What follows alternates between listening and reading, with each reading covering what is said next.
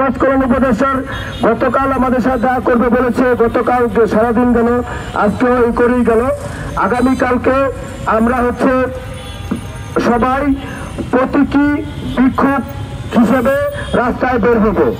অর্থাৎ আমাদের হাতে থাকবে ভিক্ষার থালা।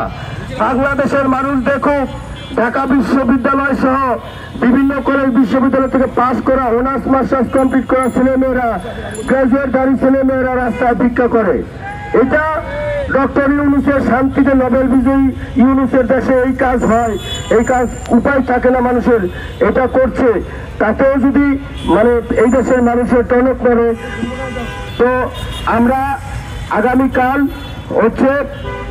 ওই দুপুর 12টায় এইখান থেকে রাজু ভাস্কর্য থেকেই আমরা আগামীকাল এই থালা হাতে প্রধান উপদেষ্টার বাসভবনমুখী আমরা পদযাত্রা করব।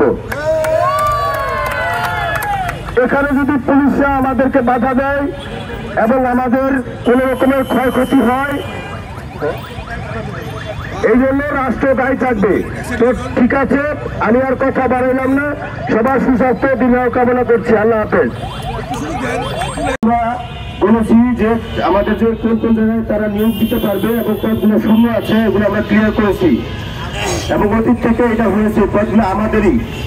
তিনি বলতেছেন এই পদে নিয়োগ দেওয়ার জন্য নাকি গবেষণা করতে হবে।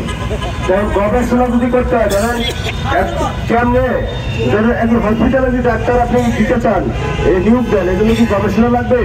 দৃষ্টি প্রতিবন্ধী বিদ্যালয়ে দৃষ্টি প্রতিবন্ধী ছেলে মেয়েদেরকে পাঠদান করানোর জন্য যে চাকরিতে নিয়োগ দিতে হবে, সেখানে নাকি তার গবেষণা লাগবে। তাহলে এখন কি করবো, তার সাথে কি আলোচনা করবো? উনি সুনির্দিষ্ট কোনো কিছু পায় নাই। তো গবেষণা যেহেতু লাগবে, তা এটাও প্রশ্ন করা হয়েছিল যে গবেষণা কতদিনের মধ্যে করবেন। তখন তিনি বলছেন যে আমি নির্ধারিত কোনো সময় বলতে পারবো না, সুনির্দিষ্ট কোনো প্রতিশ্রুতি দিতে পারবো না।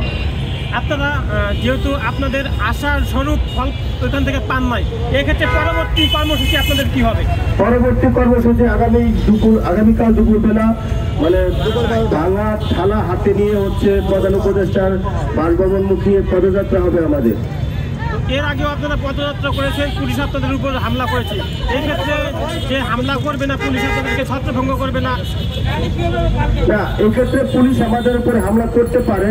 যদি হামলা করে তাহলে পুলিশ যদি মনে করে যে আমরা রাষ্ট্রের নাগরিক না, তাহলে করতে পারে। আর এখানে দায়িত্ব আমাদের উপরে যে হামলা করে, আপনারা যারা রাষ্ট্রের দর্পণ সাংবাদিক, আপনারা আমাদের পাশে থেকে এটা জনগণের কাছে বার্তা পৌঁছায় দিবেন।